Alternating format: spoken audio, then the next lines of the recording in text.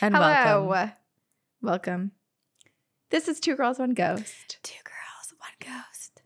And we are your ghostesses. That is Corinne. Hi. And I am Sabrina. And we are 359 days away from Halloween. So close. I can feel it in my blood. I can feel it in my bones. Here we go. I feel like it should have been the reverse since you're the one that's obsessed with vampires, that you should have been the feel it in my blood. It's coursing through our veins. I don't drink milk. I drink Halloween. It's going to be our new design. New merch dropping. I like this. I feel like you're just coming out with all the zingers. Yeah, I feel like I'm like Halloween. an advertisement. Like, okay, hear me You're out. churning things out. What were you doing earlier? Were you sleeping? I slept in today. Oh, sleep. Who knew? Oh, sleep. The miracle cure. Interesting. It's funny because you're such a night owl and you will be up at like 1 a.m. your time. And then, so to me, I always think like, oh, you stay up, or maybe that was just when you were in Massachusetts that you were up so late. Yeah, I was going to say, I was like, I don't think I've stayed up. Yeah, in Massachusetts. Because I was writing, I just lost track of time. But I will say my favorite time to write is actually like in the midnight to 5 a.m. hour. But I hardly ever do that because that's not functional with life. Yeah. But there were times where I was on script or on outline and I procrastinated because I haven't graded that. And I would wake up at like 4 a.m. and just like write like crazy in the mornings to get things done. But I loved it. I loved working at that hour. Sometimes I feel like you just need to wait until the last second to do things to produce good work, right? Like procrastination isn't a bad thing. It might be stressful for the person who's doing it, but I think sometimes all of my best writing and all of my best work in college was produced just less than 24 hours before it was due. Those all-nighters that we would pull in college, yeah. Back in the day. It's just not sustainable, right? So I've been trying to work on making more of a routine, and I had another writer friend who's, I admire her so much. But she's also so talented. But she told me that she like took a class and it was all about showing up at the same time every single day so that the muse can find you, which is a kind of a spiritual thing, right? So it's like, it's kind of like Down a Dark Hall where you show up in the same place so the writing spirit muse can come through you and knows where you are. It comes through you. You have your little writing nook. I guess that makes sense because people have like their favorite spots that they do things in. Yeah. And that was actually something that, not to like talk about my HR job when we're talking about fun things like writing for television, but that was one of the things that helped me in the beginning of the pandemic was choosing a different place to sit for each thing. So it was like when I was being creative, I was sitting at the table. When I had my meetings, I was at the island. When I was doing admin work, I was like sitting on the couch. Like each spot had a different purpose so that you can kind of punctuate every moment. I don't know. It's helpful. I actually love that. By the time this comes out, daylight savings, it will be dark at like 4 p.m. Oh no. Come on That's up here. so sad. I hate daylight savings. I know. When are we going to get rid of it? I thought that was in motion. I thought that was a thing too. But I don't know. I don't keep up with daylight savings. Oh. That is sad. I'm on the newsletter. So no, I just dread it coming every year. So I look it up. It's one of those things where as I've gotten creeping in. I know you said that I like stay up late, or you think I stay up late, but I do feel like as I've gotten older, the second it gets dark, I'm like, oh, it's bedtime. Right. Yeah. We rise and fall with the sun now. We're getting old. It's like, the sun rises at 5:30 a.m. I guess I do too. I'm up. I'm up. I have been thinking about training for another marathon, and the only thing is that it's hard to train in the winter months. I mean, winter in LA, but because there's less sunlight and I don't want to run in the dark. No. Yeah, and it's not like the sun comes up early either. Well, I don't know. Take Apple Watch, be safe, do the things that keep you safe. Oh wait, I have a little ghost story for you. What? Yes. It's not mine. My brother called me. Okay. Which I'm happy that he's collecting ghost stories for me. But he called me and he said, I have to tell you this ghost story I heard before I forget it. So I'm offloading it onto you right now. Okay. So it's not his story. No, but he was present there in the moment. Okay. So he lives in Texas now. And my dad, my brother, they're hunters. I am not a hunter. I have no interest in that. Just a FYI. But they are. So my brother was in Texas out with someone he knows, hunting on that person's property that has a lot of property, that has a place that people will come and hunt on these many acres of land in Texas. Okay. So they're all getting ready to head out, or a few of them are getting ready to head out. And one of the men in the group says, oh, I wonder if you'll see the Native American. And sort of kind of like did a little joke. And they were like, what are you talking about? And this guy told them that this has happened to him twice now, that he will be out on the land. He will find a deer. He'll, whatever, with the scope or however that person's hunting, will be ready, target-wise, lined up, about to kill the deer. And the moment that he's about to pull the trigger or let go of the bow or whatever he's doing, very close by, he will hear Native American drumming. And it scares away the deer.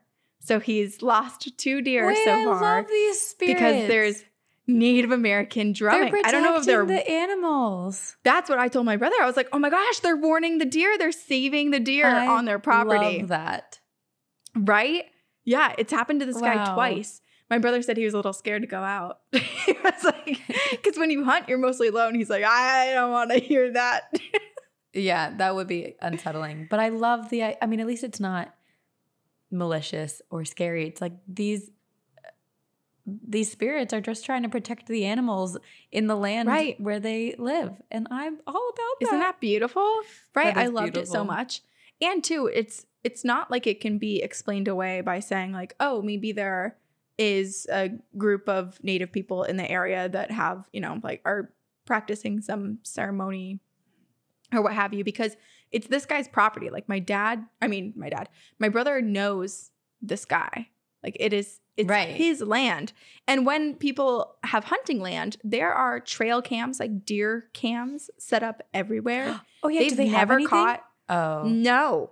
But I mean, I guess that to me is like proof that it's not humans, right? Because right. You would absolutely capture people walking through the woods with drums. I feel like there's probably so many caught on camera ghosts or ghosts caught on camera that we just haven't seen because people are not people aren't necessarily watching back their security cameras every day, or they see something but they don't really think much of it. And I'm like, I just want my hands on all that footage. You know what? Everybody keeps talking about AI and facial recognition and all that stuff. And I think that someone needs to make some update where it does file away on all these cameras things that could be a spirit, could be a cryptid. Yes, and it sends it to an app which is reviewed by us so that we get to say whether it's something or not. Professional security footage reviewers finding spirits. FBI. That's us. It's a new branch, a new division. Ghost Wait, hunters. what? No, okay. What would our name be? Like Ghost Bureau of Investigation? GBI? Yeah, the GBI. The GBI. There we go. Oh, I want like really cool uniforms and patches. Hell yeah. Yeah. See, this GBI. is cool. I feel like this is, out of all the ideas we've spewed, actually, maybe I'm like really losing touch with reality. The fact that I was just about to say, out of all the businesses and ideas we've ever put out, I feel like this is pretty realistic. Well, it won't be government recognized yet. I think we have to prove ourselves and our worth first. But I think we could put together a pretty decent proposal. I think so too. That will go right to the president's office. And right on his desk, it will be the first thing he gets in his briefings. and but we will be approved.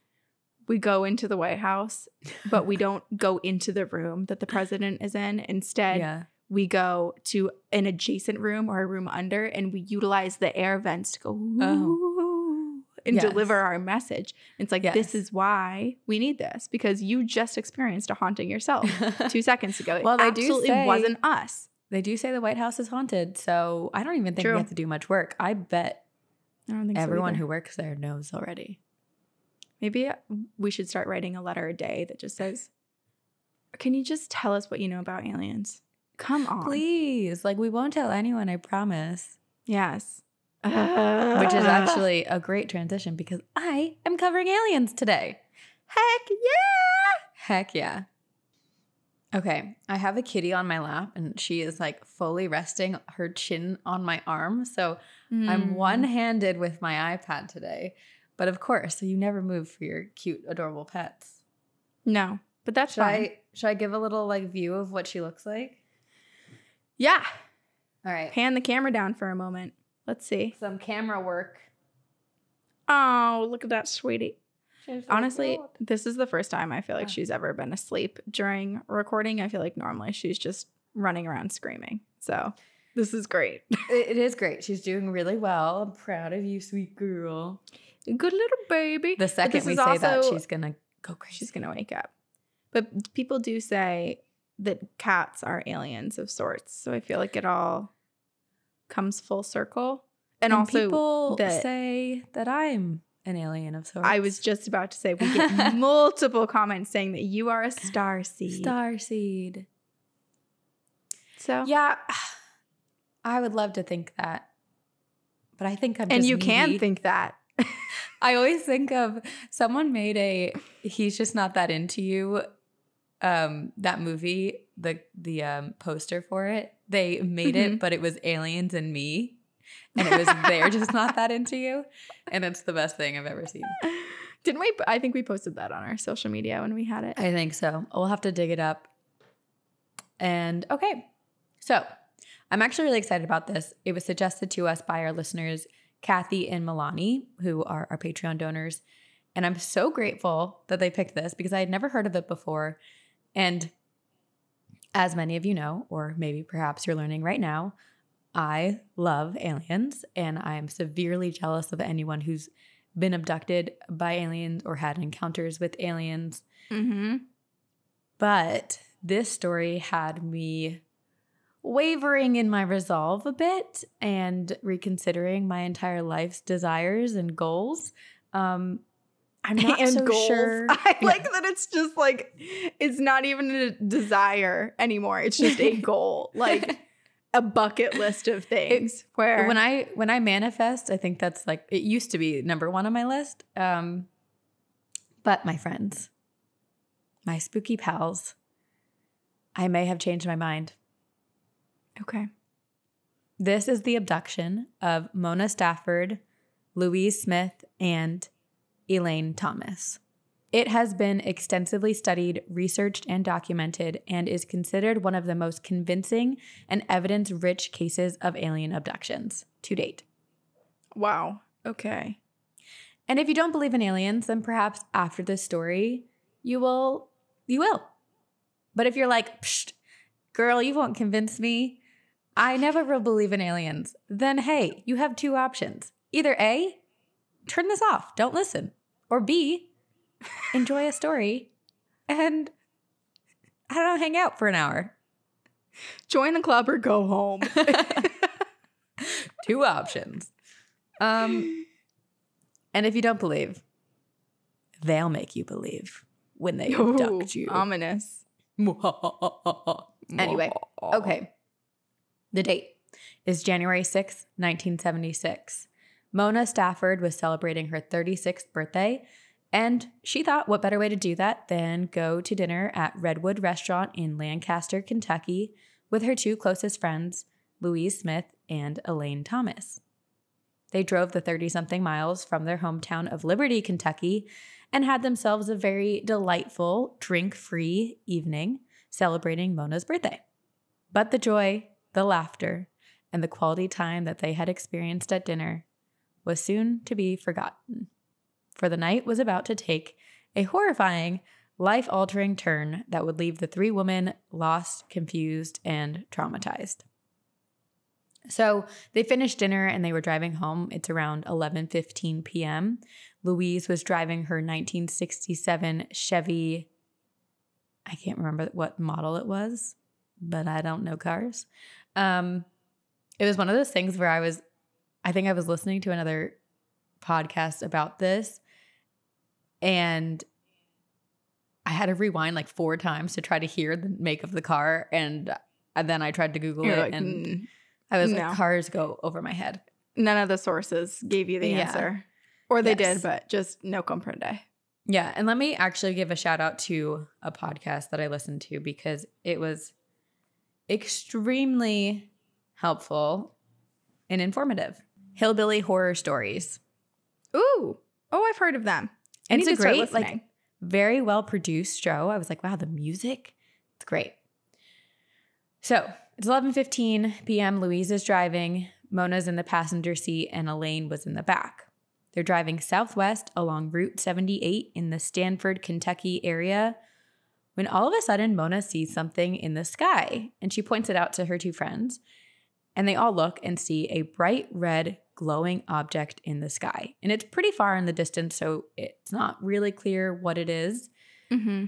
But they know it's not a star and it's moving. So they're all squinting out the car window to observe what this thing is. And they can't really make out the details, but one of them's like, is that a plane on fire crashing? Oh, gosh. Coming at them, too. That would be so scary. Yeah. Like if someone's trying to maneuver onto the road and you're there with your friends. Absolutely. Also on that road. So this is terrifying. It's coming closer and closer to them. The 3 women are terrified. Not only are they like witnessing potentially a horrific plane crash and accident, but its trajectory is directly towards them. But then something strange happens. Without pressing on the gas, Louise's car began to speed up. She looks at her friends in panic. Her foot is not on the pedal, and despite pressing the brake, the car kept picking up speed. So this road, I looked it up, I think it was 40 miles per hour is the speed limit. I don't know necessarily if that's the same thing in 1976, but it's picking up speed to the point where it gets to 85 miles per hour without Louise pressing on the pedal, with her trying to press the brake. She has no control of the car. She's trying to hold the steering wheel and has no control. I would think that I was about to die. Yeah. 1,000%. I mean, think about the chaos. You see this burning object coming towards you. Your car is now out of control. Mona grabs the steering wheel and is trying to help, but like it was like the car Herbie Fully Loaded. It just had a mind of its own. There was no control. Isn't that the Lindsay Lohan movie? Yes. I think that's a remake though. That juxtaposition though is like just a horrifying what we know because of the topic to be an alien encounter, and you're like, yeah, like the Lindsay Lohan Herbie Fully Loaded. I'm trying to think like what other movie does a car take a life of its own, and that was all that came to mind. The entire franchise. But that's saying like it went Mater is not necessarily like, you know, Herbie Fully Loaded. I don't know. It just felt right. Now, whenever anyone loses control or I feel a lack of control over my emotions, I'm going to be like, oh, going Matered. They went Matered. Going Herbie, going Matered. Okay, so they are losing control of the car and it's just chaotic. They realize now, so they're like panicking with the car, and then they realize that they look up and they're like, wait, that object that was falling out of the sky is no longer falling towards them. And one of them has a realization that's because it is now behind them, trailing them. Oh. So this object. So it already crossed over them, but they just didn't notice in the franticness of trying to control the car. Yeah. So it is now behind them, following them. And they're like, oh my gosh, this is not a plane that is crashing or on fire. This is something so outside of our understanding. And I can't even imagine the thought process going on because it probably happened so quickly. Mm-hmm. And so much is happening all at once that it's just like your brain, I can hardly imagine my brain keeping up, you know? Right. So all of a sudden, next thing they know, this quote unquote craft flips on its side and comes parallel to the driver's side of the car. So it's behind them and now it's right next to them. Honestly, maybe it's a good thing that they couldn't control the car, because I feel like if I was in this scenario, well, I'm slurring my words now. If I were in this scenario, I might crash You've the car gone out of Mater. fear. I've gone Matered. But honestly, like, right? Like, I'm glad that something is projecting them forward, because otherwise, witnessing this whole thing, we'd be off the road in a second. Right. I'd probably faint. Yeah. Fight, flight, freeze. I kind of like combined all of them into one for Louise. Or just faint. I think that's the first one that we keep forgetting about. We can't forget about that one. So this thing is now hovering parallel beside the car, on its side, keeping pace with them, but also probably manipulating. I mean, 100%. It's a thing manipulating the car as well. Mm-hmm. They're looking at this object in utter horror, and they later on went on to describe this in the exact same way. So I'll explain what they saw. It was an enormous disc-shaped object with a dome on top, with a ring of red lights around its midsection and a yellow blinking light on the bottom of the aircraft. So to me, it sounds very much like a traditional, what you would expect of a UFO or a spaceship. Yeah. And the light at the bottom kind of feels like where the light comes out to beam people up. Yeah. And then there's a quote from Mona, which I'll read. She said, "The dome was blinding, and it reflected on a metallic surface, which I'm sure was more than 100 feet wide." So as I'm trying to imagine this, I'm trying to picture the size of it. Right. You know? You and I both struggle with spatial awareness. Yes. So I'm also blind. But I don't know how tall a story is, but if it's like 12 feet, then we could say 8 or so stories high, right? Yeah, but I'm trying to picture like it flipped on its side. So this is much bigger than the car, right? So it's like, yeah, it's hard to picture on this, country Kentucky road how massive this thing is next to them. Right. And how close is it? And where's the tree line? Yeah. Because is there a tree line? Does something even tilt? That's true. I know. Kentucky, it might not. Is that technically tornado country maybe? So it's pretty flat. So I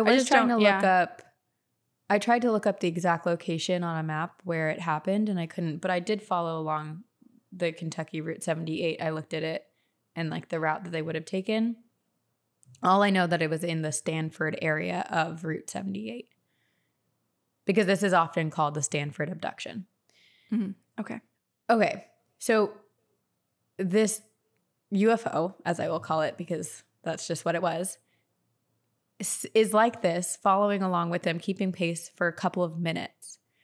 And I think that the car is still going out of control. They have no control of it, can't press anything. They are in for the ride. Horrifying ride. Mona said that it felt like the car was being pulled and we were going over a long, straight road, even though Route 78 is like pretty windy and far from straight. Elaine remarked, "It felt like we were going over road bumps or flying in air pockets, like on a plane." Oh, okay. Which part of me makes me wonder if they were hovering. Like, what if they're not even on the road? Especially if they're going straight. I was thinking the same thing, because even if there's just the slightest curve, you feel it in a car. Yeah. And then after a few minutes, the aircraft shoots ahead of them on the highway and shoots out 3 bluish white beams of light that illuminated the inside of the car so much that it was like they were just dosed with sunlight. And it was bright and blinding. Apparently, with it came a hazy fog-like substance that caused Louise, Mona, and Elaine to have a burning sensation in their eyes. Oh. Ooh. It's like, it's gas. There's some sort of gas that is irritating them. Their skin, their eyes, their lungs. Well, because then the next thing that they remember is coming to in the car in a pasture entrance just outside of Houstonville, which is 8 miles from where they had previously been when they first saw the spacecraft or UFO. Wow. Okay. Yeah. And yeah, that's like 15, 20 minutes. I'm trying to math again. I'm trying to think about like the miles per hour that you had said earlier. Yeah. But like it's not like, oh, they popped up 3 minutes down the road. Like that's a good chunk of time.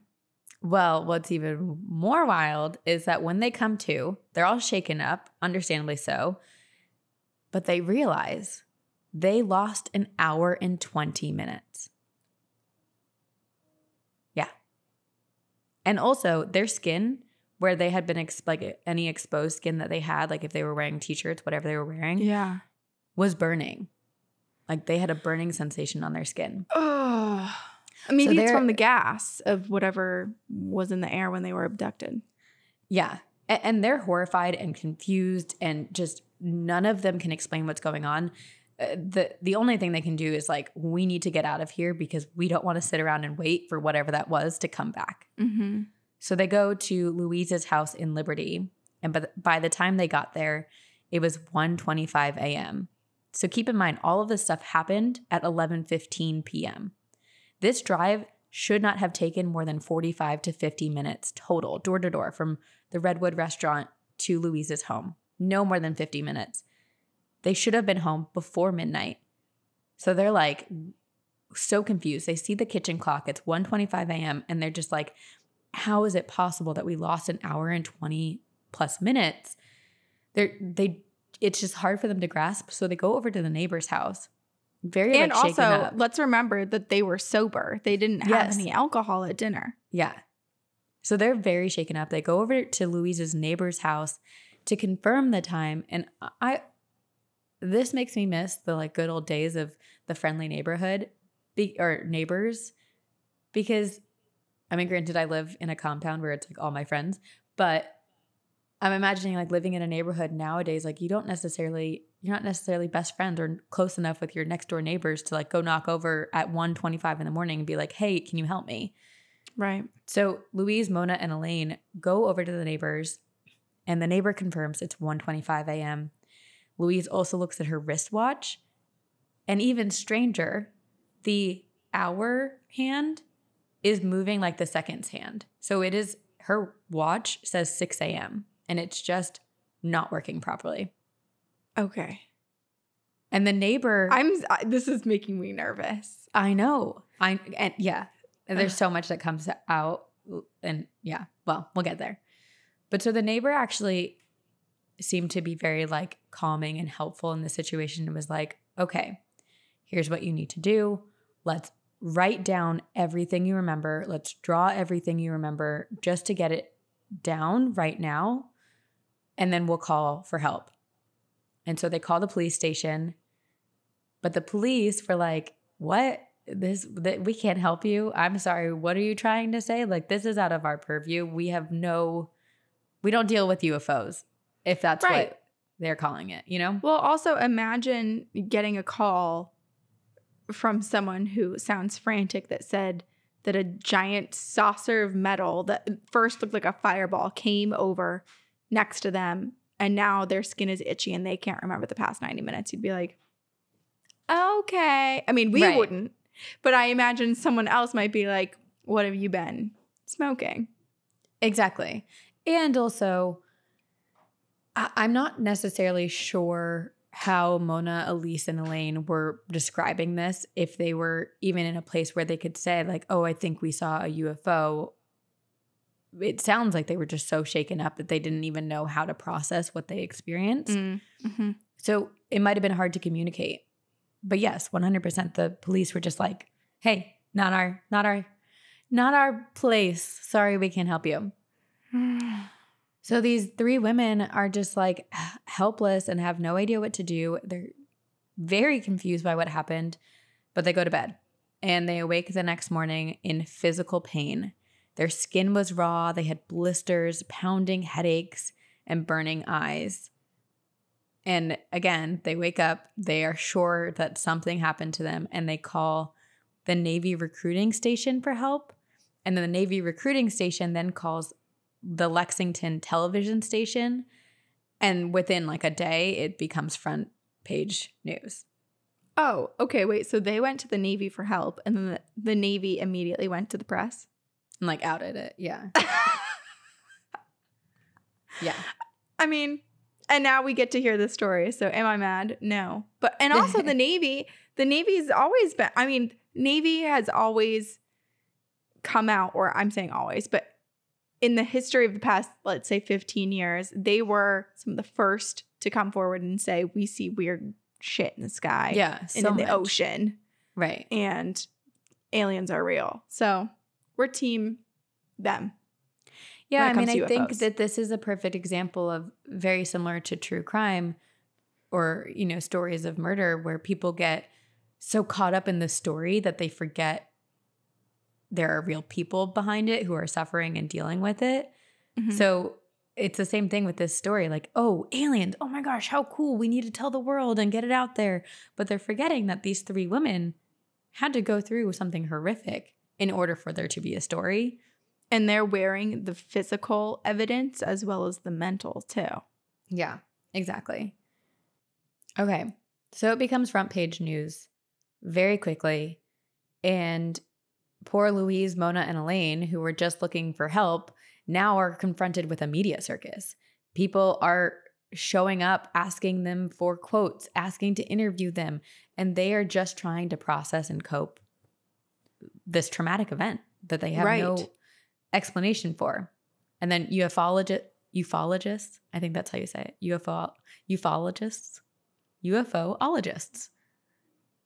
I wonder if Ologies has an episode on ufologists. If not, let's tell Allie. We're waiting, We are Allie. not professional. We just want to listen to that. No. We'll tell Allie because we want to listen. Yes. Not that we know anything. Yeah. So then a bunch of ufologists are, you know, naturally very interested in this and want to get information on it as well. But like I said, a lot of them are doing it for selfish reasons. They're like, oh, we don't, not that they're deliberately and consciously saying, oh, we don't care about Mona, Louise, and Elaine and what they went through, mm-hmm. but they are they're not caring about them as humans. They're just like, oh, tell us everything. What happened? I want to know more. And it's hard. I mean, you get wrapped up because it feels like such a sensational story and it's exciting and you want to hear more. And then it's easy to forget about the person who it happened to because in the grand scheme of things, not again to say that you shouldn't consider these people or what they went through, but I imagine that the amount of people that were like, this is such an epic story and understanding what happened feels like such a big priority to understand future encounters with UFOs. Yeah. I get how people got down that rabbit hole. I kind of forgot about these. Yeah, these 3 women. Definitely.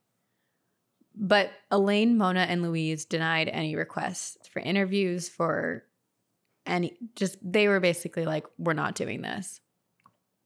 But then entered Jerry Black. At this point in time, Jerry had spent 20 years researching UFOs and worked with the Mutual UFO Network, MUFON. And when he heard about the Stanford case, he was intrigued and started doing his own research. And I think at this point, Jerry was a little bit discouraged by all of the research he had been doing. He spent 20 years looking into UFOs and aliens and abductions and everything and talking to people who said that they had experiences, but there was just little evidence that was concrete that he almost was like, I might need to give up on this. Mm. And he approached Mona, Louise, and Elaine with a more humane approach. But they all denied his first attempt at a request to speak, but Jerry was persistent and finally convinced them to talk by appealing to their psychological mindsets and was like, hey, maybe talking about it could be healing. I promise. I'm pretty sure he promised he wouldn't share anything that they talk about with press unless they felt comfortable. And he also promised he would bring his wife with him so that Louise, Elaine, and Mona felt more comfortable and had a female presence around. I love that. Yes. It's smart. Yes, very. And ultimately, I do think there was a lot of desire amongst all three of these women to have some type of understanding. And they reached a point where they were like, we need to do something or try something. So they went forward with an interview process with Jerry Black. And I think Jerry came with a bunch of other people involved in the MUFON network. And immediately upon the first meeting of Mona Stafford, Louise Smith, Elaine Thomas, Jerry Black, and his wife and company on February 29th, it was very clear how much of an impact this potential, this is just the word that they use, to me, very clear, abduction had been on all three of them. And I read that they did not use the terms alien or abduction at all until Mona, Elaine, and Louise used them because they didn't want to project something onto them or make them don't even lead the more witness. frightful. Right. Exactly. All three women were exhausted and worn down. So the abduction happened on January 6th, 1976. This is now February 29th. So it's a little bit more than a month past. They have all at this point lost a significant amount of weight. Their eyes appeared sunken in. They looked so frail and had just this unease, and they were very shaken. Do you think it was from the trauma or something physically that happened to them, inserted into them? I don't know. I'm trying to think of like what could possibly be a physical. I'm not making sense at all. Yes. But to answer your question, I do think it's both. I think it was a combination of the trauma and also something physical happened to them during this encounter, because they all three had developed an unquenchable thirst that like they would drink so much water and never, ever, ever feel satiated. They lost excessive weight, which could be a combo. How much time was this after the abduction? Over a month. Oh, okay. Okay, never mind. I was going to say maybe gross, but like maybe they lost a lot of blood and they were trying to get the liquid back in them. But over a month, that's not accurate for water consumption. Louise also on this first meeting like pulled back the hair off her neck and revealed on the nape of her neck was a round pinkish gray block the size of a $50. Not block, blotch. Sorry, words. So it was like a marking the size of a $50 on her neck. Elaine told Jerry and the other investigators that she was terrified for her two friends because she was watching Louise and Mona really like be worn out to the point where she was like, I think they're going to have a breakdown. And I'm sure she was speaking for herself as well, but she was projecting it in like I'm concerned for my friends. Louise could hardly manage regular day-to-day activities, let alone go to work and perform her tasks. And this is so wild to me. After returning home from the incident on January 6th, Louise's beloved parakeet, who she had a great relationship with, became horrified of her. Like when she walked in to her place, the parakeet flew into the side of its cage, like squawking, trying to escape her. Oh no. Oh no. Wait, is she the one that has the blotch on her? Mm-hmm. I wonder what happened, what was put in her that is making this animal have animal instincts, which is, this is a predator now. I'm scared. I need to stay away. Yeah. Yeah. Oh, that gives me chills. Like what? Like it almost like it altered her being. Mm-hmm. Mona was suffering from an inflammation of her eye, and she had a doctor prescribe eye drops. She like had an eye exam and just nothing helped. All three were terribly afraid to know what happened. By this time, they had heard the term alien abduction and were possibly under the impression it could have been what they experienced, but they were restraining themselves from really using that term because they were like, we don't remember anything. Their memories were just blank. Nearly 90 minutes of their lives just gone. Poof. Right. So this all comes out in the first meeting. And by the end of it, they conclude that these women had most certainly gone through something very traumatic They were not making up a story about, you know, whatever for sensationalization or for attention, whatever it might be. This had truly happened to them. And it was very clear to everyone in the room.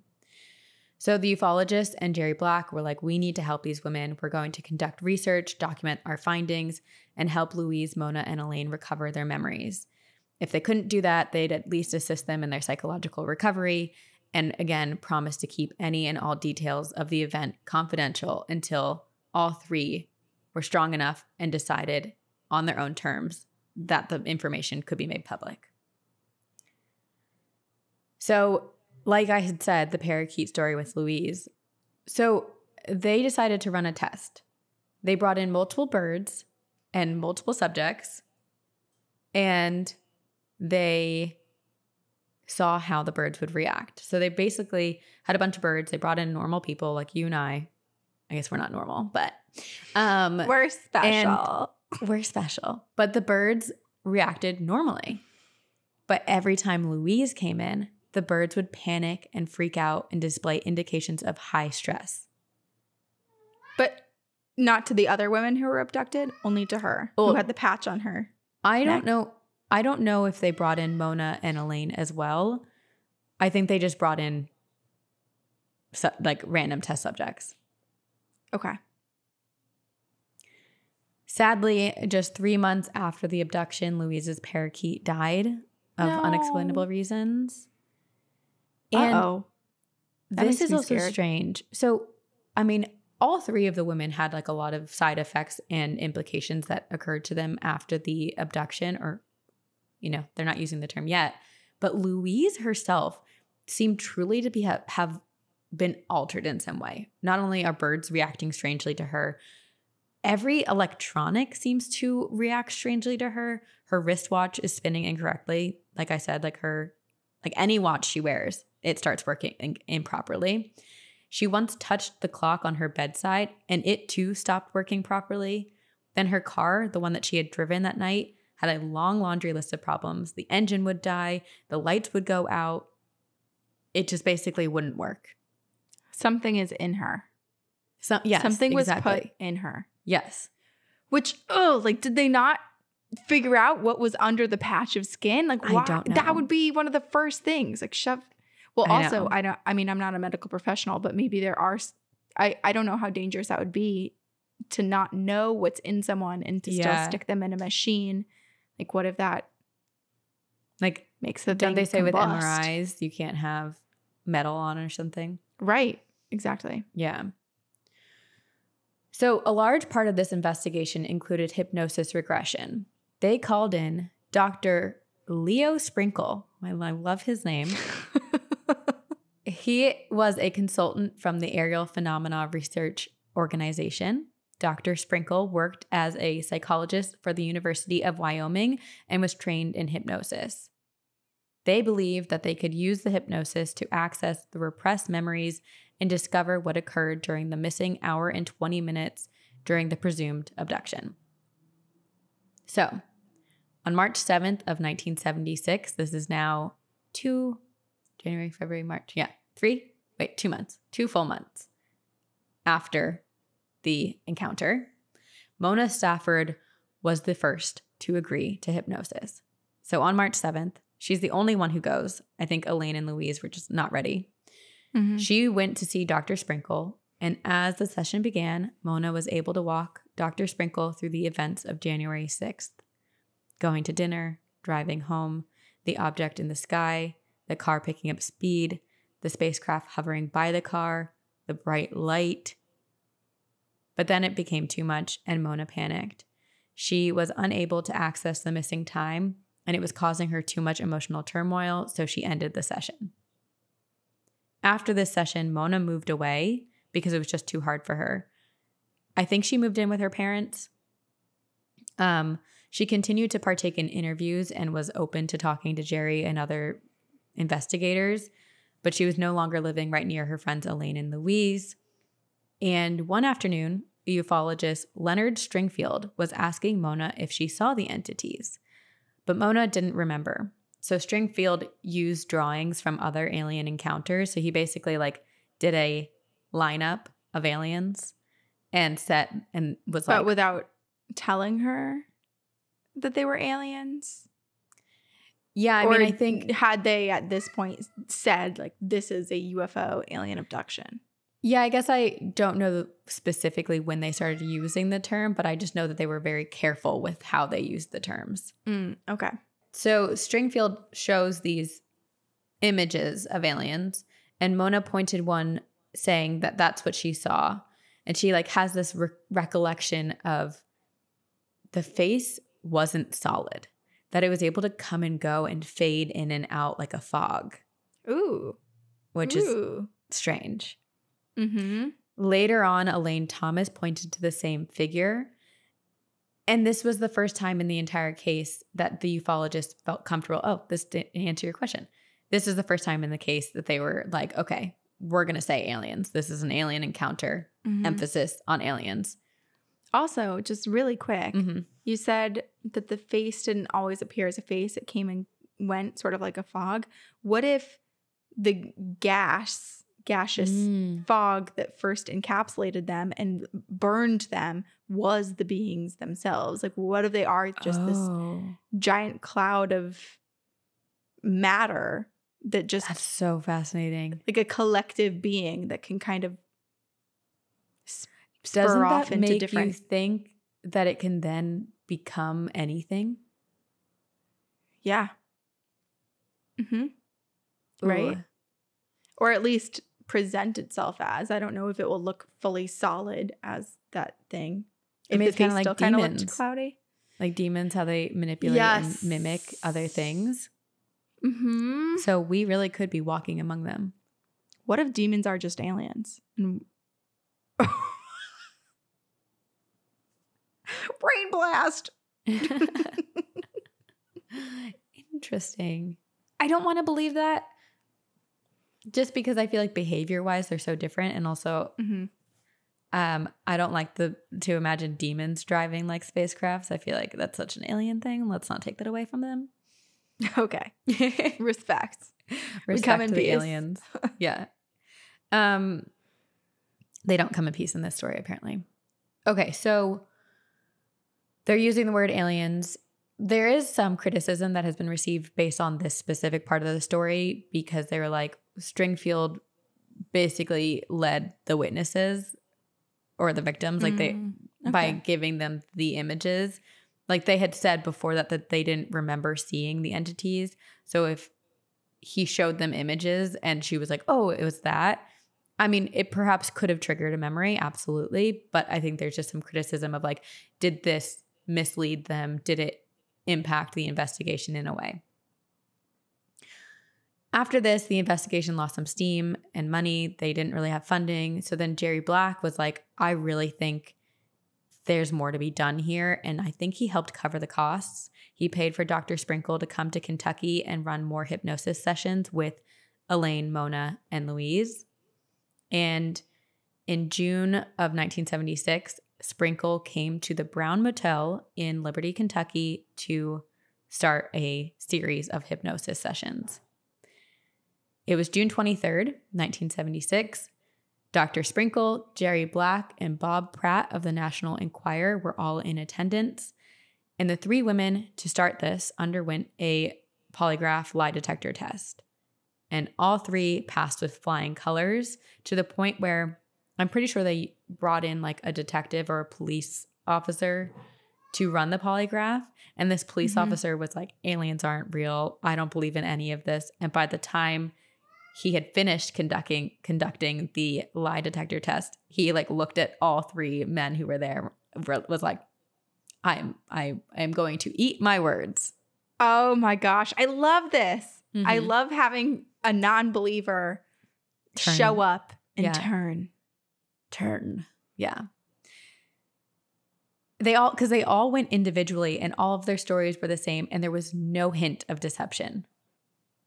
So over the next few days, all three women underwent hypnosis, and in total, I think there's 8 hours of hypnosis that they went through. Wow. Together, like not at the same time, but it just in accumulation. Collectively.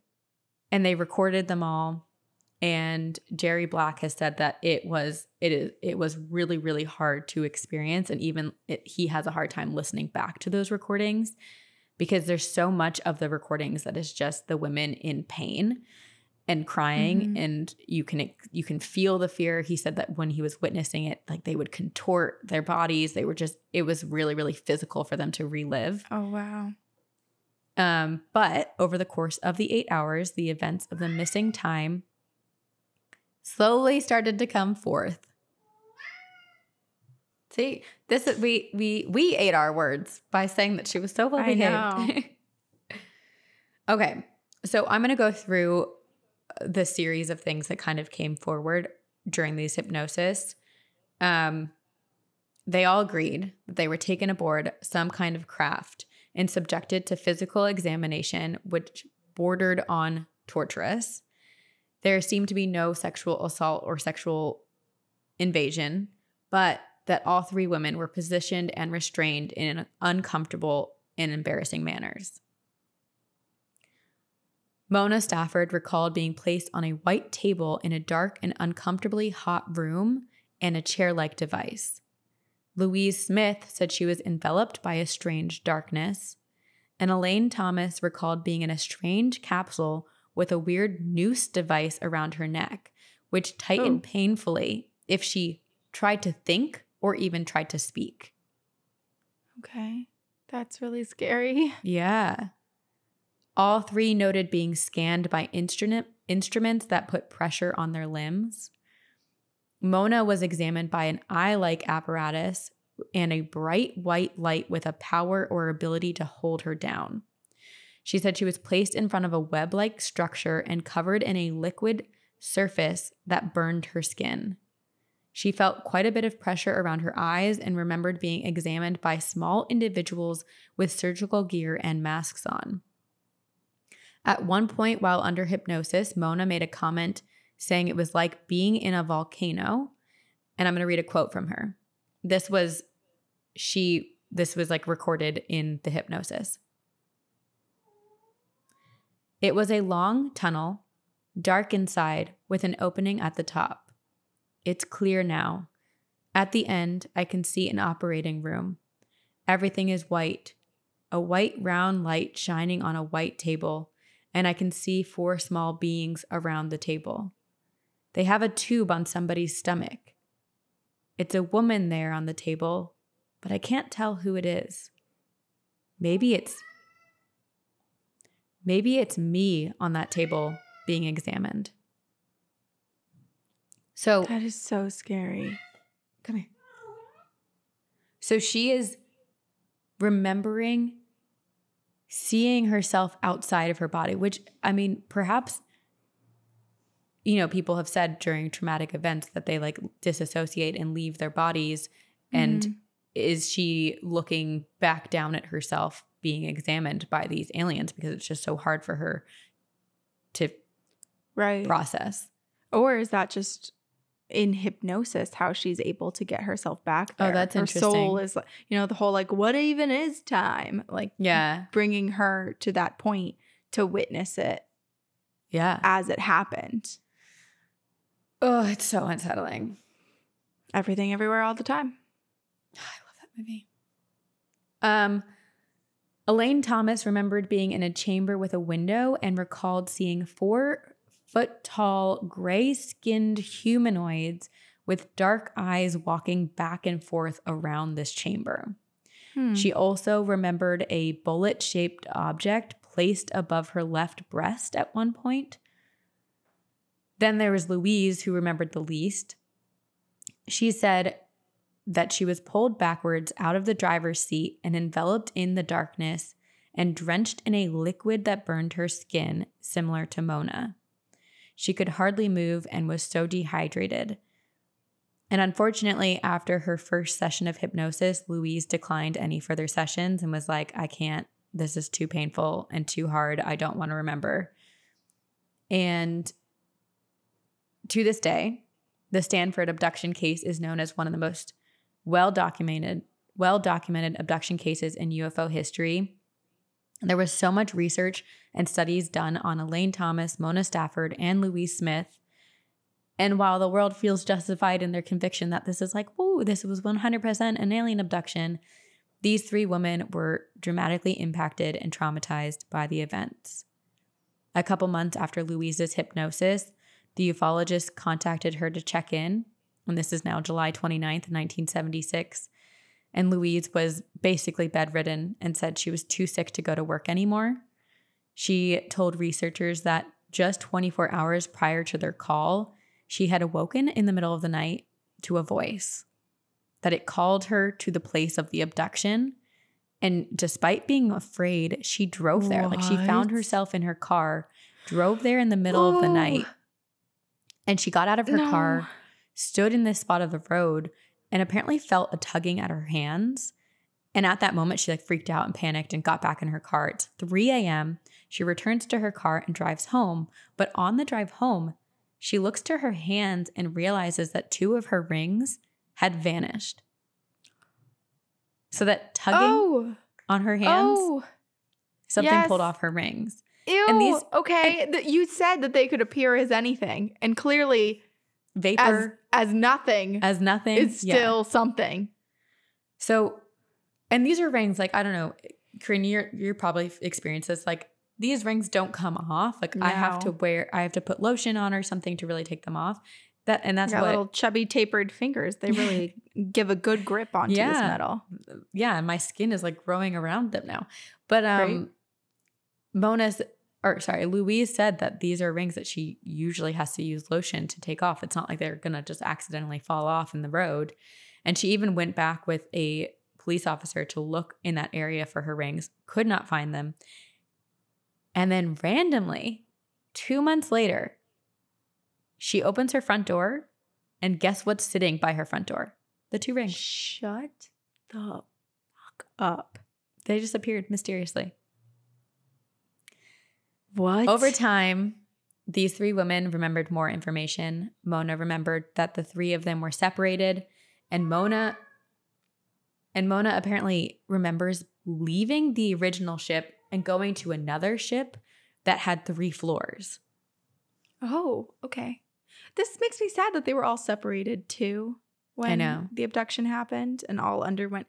Also, let me take a moment to say, I wish there should be some sort of like galactic law as to what you can do when you abduct someone, because they clearly severely injured these women. Yes. Yes. It was torture. Yeah. That will be another branch of GBI. We'll draft intergalactic laws. Yeah. For the aliens to follow. The Galactic Bureau of Investigation. It's still GBI. Okay. I like this. Louise also remembered that the entities and aliens wore hoods, and their eyes were frightening and large, and their hands were like bird wings, like very large. And so again, they're kind of like amorphous and like different. Mm. There is an image that Louise drew. Here, I'll show you. We'll have our editors add it in too. Oh, I'm getting Teenage Mutant Ninja Turtle from this. Yeah, the notes on it says dark hood and dark suit, gray hands, couldn't see body from waist down. It's so interesting that they did appear as so many different types of beings, right? Like, is this just one creature that just has so many different appearances or can morph? Or are these multiple alien creatures that are all like living as a collective on these various spaceships? Interesting. Yeah, I don't know. And that's the hard thing. It's like, how can we ever know unless we get reincarnated as aliens? So then Mona she believes she encountered the extraterrestrials again. She said she had been living with her parents for a while, but one night decided to go back to her own home. And while she was there, she heard a voice in her head that told her to turn around. So she did. And she saw a creature that was 5 feet tall with reddish hair, a beard, and wearing a shiny robe.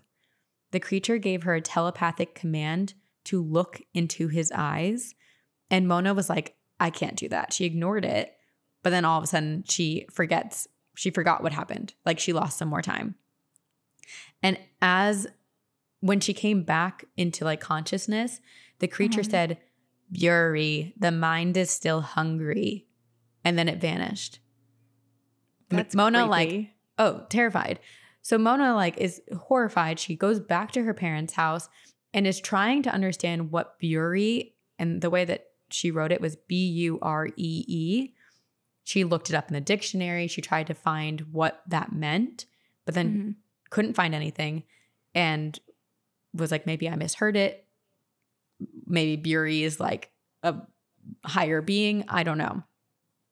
But it does sound like this entity was so different from the aliens.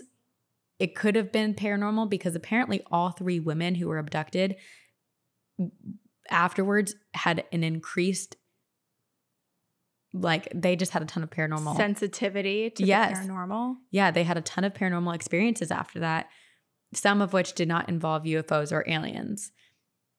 For a while, Mona lived in Florida and eventually moved back to Kentucky. Louise Smith eventually moved to Las Vegas. And unfortunately, Elaine Thomas died in 1978 of unknown causes. Oh. And I will show you a picture of the 3 women. Oh, there they are. I love their outfits. I know. And then this is a drawing that Elaine drew on, I think it says, it's dated January 6, 1976, which is the day of the abduction. Or maybe she dated it because that's when the abduction happened. I don't know. But this is an image that Elaine drew. Wow. Ew. Oh, that honestly looks like an image that a cartoonist would have done to depict an alien abduction. Yeah. So we'll put those in the video for everyone to see, and we'll post it on our social medias as well. But that is the Stanford abduction, which was the abduction of Mona Stafford, Louise Smith, and Elaine Thomas. My God, I feel so horrible for these women because I feel like there are so many abduction stories where it is traumatic, where you do lose time, where you aren't sure what happened to you, or these strange physical markings that you now wear. But usually I feel like it ends sort of at that. But the fact that their skin burned, that they had these weird patches on themselves, that their own pets turned against them. It's just horrible, the things that continued to happen to them over time. Yeah, it's really devastating. And they had called back. Yeah. And there's just no resolve. No. There's no way to, anything traumatic that happens is terrible. Don't get me wrong. I'm not trying to like negate or minimize anything else, but like this is something that very few people experience. So there's no support groups. There's no like, no, hey, we've experienced this too. I'm glad that they had each other, but. Well, I imagine even having each other would be tough because after going through something like that and recalling it in the hypnosis, to remember your friend being tortured on a table or ripped away into another room, seeing their face is a reminder of the own pain and trauma that you went through. So while it does feel good to have that support, I imagine sometimes it could be triggering, certain facial expressions, certain looks, certain moments that you just get brought back to that moment again. Right. And also if you're trying to move on,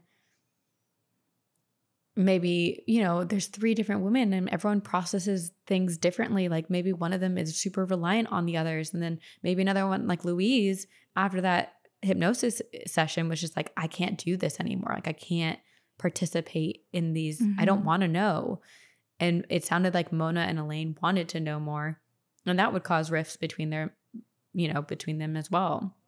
I can't even imagine like getting in a car again after that. No. Driving that road ever again. Oh my gosh. Going to that restaurant. There's just probably so many I wouldn't ever want to triggers. be outside at night or in a car at night. I would be so scared to. Yeah. So I was listening to, let me pull it up, Somewhere in the Skies. that is a podcast that centers all around UFOs.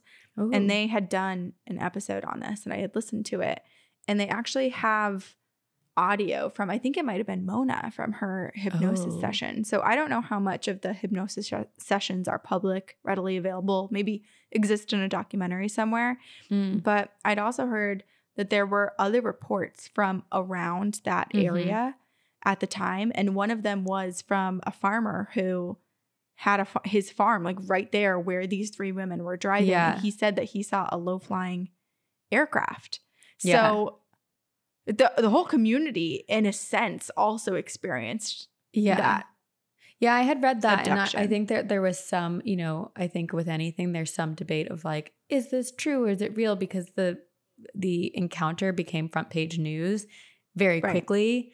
And like, I think the researchers and investigators then later asked people in the area, and it's very possible, like they're, you know, I 100% believe that some people probably did see something, but I also believe that there are probably people who heard the story and then wanted to be a part of it or convinced themselves that they did see something as well. Yeah. Yeah, that's tough because there's plenty of things that I see that I'm like, wow, that's weird. And I mark it in my mind, but I don't post on social media about it. Yeah. I don't report it to the local authorities. But if someone came out and said, did you see a strange fireball comet go across the sky that looked like it was about to end Earth 4 years ago in this area, I'd be like, yeah, I actually did. Yeah. And most people would be like, okay, yeah, you did. So I understand that. Yeah. And then also, like, you and I both talk about our dreams sometimes feeling so incredibly real that we're like, are we just living in our dreams in one of our other lives that exist close to us in whatever sort of dimension we're in? What if our dreams too, like we can convince ourselves that we experienced something that we actually never did? Yeah. I mean, I told you there was a period of time over the summer that I was so convinced things had happened in real life, but they were just my dreams. Like it just was, it felt that real. It's a little bit, confounding. I mean, it could be real. Yeah. It's just not in here. this dimension. Real somewhere else. Your eyes. I just want to dimension hop now. I think that's my new goal. Alien abduction, down at the bottom of the list. Boop. Dimension hopping, top of the list. Top. We need just like a rotating list that we can just have live somewhere. I want like a big show of it where, you know, kind of like Wheel of Fortune style. We have like this giant thing and then we just have like these big wooden slats that we move. Ooh. You know, like in first place. This is it's like the stock up. Market, but with our paranormal desires. Yes. Yeah. Yeah, but we have a big party and a celebration every time one of them moves. Yeah. Yeah. I want to celebrate it. We want the party. We want the ceremony. Yeah. Okay. Wow. Well, that's, Man. one of the scariest alien encounters and abductions I've ever heard. I'm definitely going to go on a deep dive after this and try to find. I feel torn because I want to hear the audio of them going through the hypnosis. And I obviously know it exists now because it was posted. Yeah. A clip of it was posted somewhere else. But at the same time, part of me is like, yeah, but that's traumatic for them. Like, what if they never gave permission for that to be out there? And now I'm seeking it out. Yeah. I feel torn. Yeah, I'm curious. I couldn't find like a documentary where any of the women were involved in it. So I am curious what happened because I know Elaine had passed away. I couldn't find information specifically on Mona or Louise and where they are now, if they are still alive. So I don't know what happened after. Mm-hmm. Yeah. Well, maybe someone else does. Yeah, maybe someone's local. If you know anything. It's that area of Kentucky, right? Like, maybe it exists within their town's lore. Yeah. Yeah. If anyone knows anything, let us know. Comment below. Please do. In the meantime, I have a listener story to read to you. Okay. And boy, oh boy, is it creepily similar to this story that you just told us. Oh, yeah. It is. Okay. This is from Krista. Hello, ladies. Let's get right into it, shall we? I have 2 UFO stories that my grandmother has told me taking place in the 1950s in Fairfax, Virginia. My grandmother Carol has 2 siblings named Debbie and Linda, and they all decided to take their parents' car in the middle of the night to attend a party. On the way to the party, my grandmother mentioned how she had seen a light high up in the sky that seemingly followed them.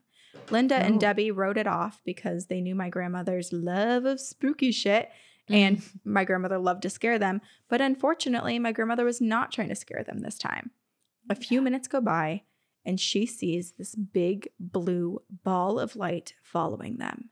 Oh. And then suddenly it started getting closer and closer, almost hovering above the car. So similar. As it gets closer to the vehicle, the stereo messes up, causing Linda and Debbie to get irritated since it was playing one of their favorite songs. Not like the big light in the sky was any of their worries, just the radio. Do not turn off my favorite song. Do not. Suddenly, the light dropped down right above the car and shined this huge light. All of them started screaming, panicking, and yelling, "What the fuck is going on? What is that?" My grandmother describes the light as if it was scanning them, all of them, at once. Linda slams on the gas and goes, and Debbie's in the back, able to make out what this thing looks like, while still in hysterics, saying it looks like this huge disc with a bunch of windows and lights. The stereo goes out completely, and Linda notices that the gas pedal went to the floor like it had no resistance. Stop. I know, I have chills. The car shuts off. The disc above them, shining extremely bright, gets brighter and brighter, and then boom, gone. Flashed away so fast, it left them almost blind for a few minutes after it had gone. They're screaming to each other. What was that? What was that? Over and over again. After a little time passes by, the car turns back on and they rush back home. Fast forward a couple years later, Debbie is 16, Carol is 18, and Linda is in her early 20s. They all get cancer, thyroid, and cervical, all of them. What? The doctors could not explain it, and the only thing that made sense is if they were exposed to some sort of radiation some way, somehow. Like, what? Luckily, it all got treated, and they're all okay now. But for my second story, this one is pretty nuts. My grandmother went to the dentist before the encounter that I just mentioned above and had all of her wisdom teeth. So they'd scheduled a date for them to be taken out. Weeks after the encounter, my grandmother went in to see the dentist again to do one last x-ray of her teeth to see if it had gotten any worse because she had impacted damage. The teeth were fucking gone.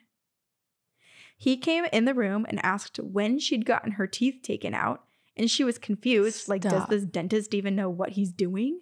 And so she says, never. And the dentist shows her the x-rays before and then the x-ray that he just took. And her teeth are gone. No incision line, no swelling, nothing. And to this day, we cannot figure out what happened. Is this UFO shenanigans or what is it? I've been told UFOs tend to follow families, which I have encountered many times, and even have had some vivid dreams of being abducted. They were actually really sweet too, so I'd be totally okay if I never had to have that dream again. Hopefully it was a dream. I have too much anxiety for this kind of shit. Anywho, hope you enjoy. Thanks for doing all that you do. You guys are thebomb.com. Sincerely, Krista. The teeth thing is so weird. There was something, I just tried to like Google it, but I remember someone saying that their like wisdom tooth dissolved on its own or like something strange, but I couldn't find anything about that. I may have made that up or something happened in another timeline, but well, and that's so strange. It was only a few weeks' time. Even if a tooth does dissolve, all 4 of them that are impacted in your gums don't dissolve all at once. And I also don't think they dissolve. I think that's a 2 girls, 1 brain cell comment. But isn't that crazy? And also this whole experience, it makes me think these are the same aliens because everything is so similar. Right? To the Stanford case. The thing so similar. Even the way the UFO was described, how it comes towards them. The car speeding up. The car, yes. And too, let's remember, these women I mean, they were kids at the time. They were really young. Like the oldest one was basically probably just able to drive. And so I think the difference here is they might not have even known if they lost time or not. To them, they were just frantic, and they get home and they're like, talking a mile a minute. Here's what just happened to me. Whereas the case that you described earlier, like they had conscious time marks because they left dinner and you know, they were older. They were thinking of that. But I do wonder if Krista's grandmother did lose a big chunk of time. And when they felt like they were blinded in the car sitting there waiting for the car to turn on. That was them being abducted. Yeah. And all of them developing cancer as if they had been exposed to radiation. Mm-hmm. Mm-hmm. Whoa. I know. So okay, unsettling. This is reminding me. I feel like there's no chance I'm going to find this quickly, but I'm going to try. So our dear friends, Jerry and Sarah from Ladies and Tangents. I'm trying to, sorry if you can hear little clips. I'm trying to pull up their TikTok to remember what exactly it was. But okay, I'm not going to find it. Sarah had something taken out of her body. What was that? Her appendix? Do you remember what was it her appendix? I want to text her right now and be like, what came out of your body again? Wait, hold on. I can check my DMs. But we definitely talked about this. Okay, I can't find it. But even the Daily Mail posted about it. But she also had something where it was like, there was no sign of it surgically being removed. It just disappeared. Was gone. Right. So I think Sarah also is experiencing abductions. Yeah, maybe Sarah is being abducted. Interesting. But to that point, Krista did say, you know, like they've heard a lot before, and we've heard too, that UFO abductions don't, and they don't end with the one abduction. You know, like these things are continuing to study you, continuing to watch. And then, your next of kin are additional subject matter for them. Yeah. So I do wonder, I mean, Krista, you owe us many more emails about all of your experiences that you've had. I want to know. I wonder if Krista's also getting abducted now. Aliens are so confounding. I'm like so torn right now because instantly my immediate thought was, Krista, can I sleep over and subject myself to this as well? But but then I think in theory it sounds fascinating because I just have this desire to know more. But in practice, when I hear all these stories and the repercussions or the side effects and psychologically and physically that come from abductions, who would ever want to subject themselves to that? Who would ever willingly go through that? Right, because we don't know exactly what happens. Yeah. We don't know exactly what tests are going to be performed on you specifically. And you don't know that when you come back, you're going to be okay. Yeah. Yeah. Aliens. Aliens. GBI. GBI. Join us for you. For our Ghost Bureau of Investigation turned Galactic Bureau of Investigation. It's double whammy. Wait, we should make patches. Let's do that. I want to make GBI patches. And I want like a black, what's it called? Bomber. I want a black bomber with the patch, kind of like an FBI jacket. Oh, hell yeah. GBI jacket. Well, the Georgia Bureau of Investigation does exist. So we just have to make sure it's not like that. We can work on the name. Yes. We can. We'll work on the design. The name is the name. The name. Okay. Sue us. Yeah. It's kind of like how the Salem police have the witch on a broom on their logo and their badge and stuff. Logo. Yeah. The police logo. We know nothing about anything, and that is why this was an episode of Two Girls, One Ghost. Or I thought you were going to say, this is an episode of Two Girls, One Brain Cell. One brain cell. Brought to you by... I think we both mostly had brain cells today. There were moments. We had moments, but we're fine. We're here. Yeah. But this is an episode brought to you by Got Halloween. Full circle moment there. Yeah, I know.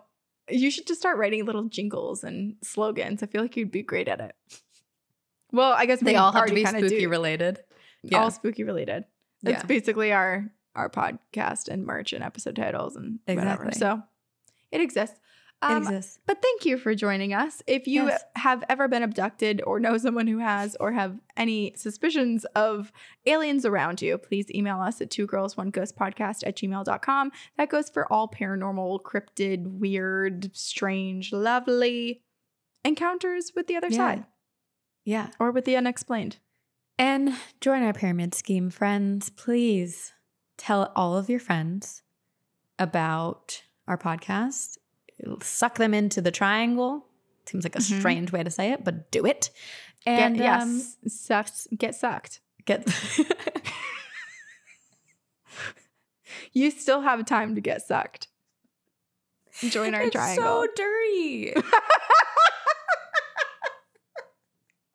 But I guess it's appropriate for Two Girls, One Ghost. Get lost in the triangle and get sucked.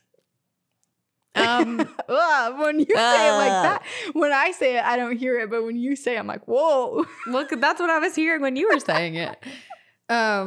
Anyway, support us in various ways. You can join our Patreon. You can rate and review us on iTunes. You can follow us on social media.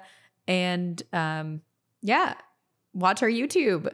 Thank you so much for all of you joining us every week. We love you. Thank you to our editors at Upfire Digital, Aiden Manning, Eric Foster, Max Lodian, the whole crew. We love you. Thank you. And we will see you on the other side.